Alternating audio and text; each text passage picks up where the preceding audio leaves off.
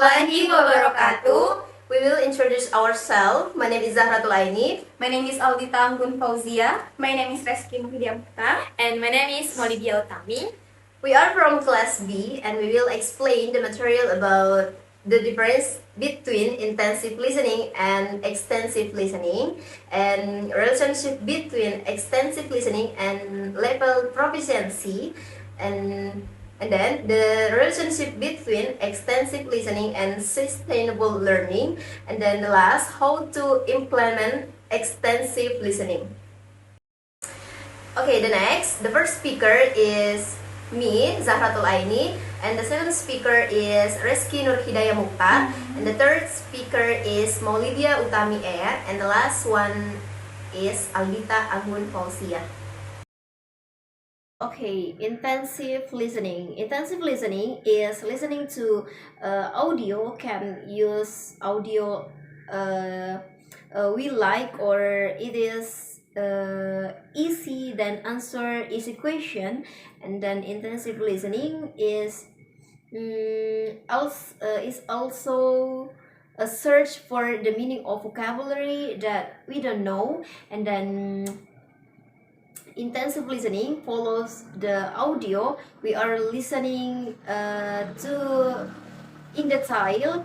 We listen to the audio and we need to answer some question that question follow the audio. What we have listened or talking or asking about some particular question with detailed information of the audio we listen.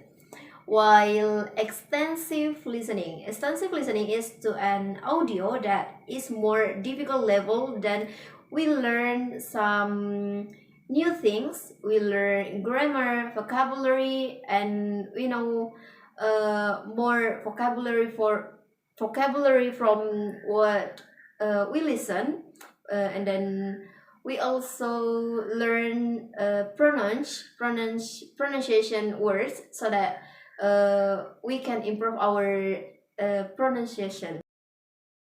The relationship between extensive listening and proficiency level is that we can learn vocabulary. We can also learn good and correct pronunciation, and we can also learn grammar aspects of the English language. We can learn all of this because we try to listen to it repeatedly, so we can improve our English skills. If we hear a word in English for the first time and we don't know what it means, we repeat listening to it many times and we try to find the meaning of the vocabulary so that we can know a lot of vocabulary. By means of extensive listening, which contributes to our proficiency in English, we can also learn pronunciations that are difficult to pronounce. This can improve our English pronunciation skills. Okay, next is how to do extensive listening support sustainable learning. The extensive listening can support sustainable learning in some way or several aspects. The first is we can learn new vocabulary, because in extensive listening we get a lot of new terms or new vocabulary and we can practice it in speaking learning. It's what's meant by sustainable learning. The second is pronunciation, because in extensive listening, when we hear audio or video, be it from movies, podcasts, makeup tutorials, and other interesting videos, we can practice to say each word with the correct pronunciation and repeat it continuously. And of course, in this case, it can improve our speaking skill because we try to listen and repeat it. The last one is the grammar, because in the extensive listening, we are given the free topic to choose or other interesting videos. We need to be the subject of our assignment. We're watching a video while reading the existing subtitles. We can see the correct wording or grammar spoken in the video. And of course, in this case, our reading skills are also used. So, in conclusion, in the extensive listening, I can learn new things and some materials. If I learn or study extensive listening, I can practice and study another skill, as I mentioned earlier, and done continuously. Okay, number 4 is effective thing to implement extensive listening. The first is assignment. I prefer assignments because with the assignments we can see our progress and improve our way of thinking.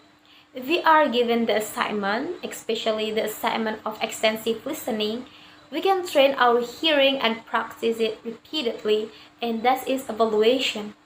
With the assignment we can find out how much vocabulary that we have, and after that we can improve and add more to the vocabulary. From there we can see our progress, such as how can we improve our pronunciation correctly and well, and how can we keep on remembering the vocabulary. Okay, the second is that I prefer material in video because it is more effective.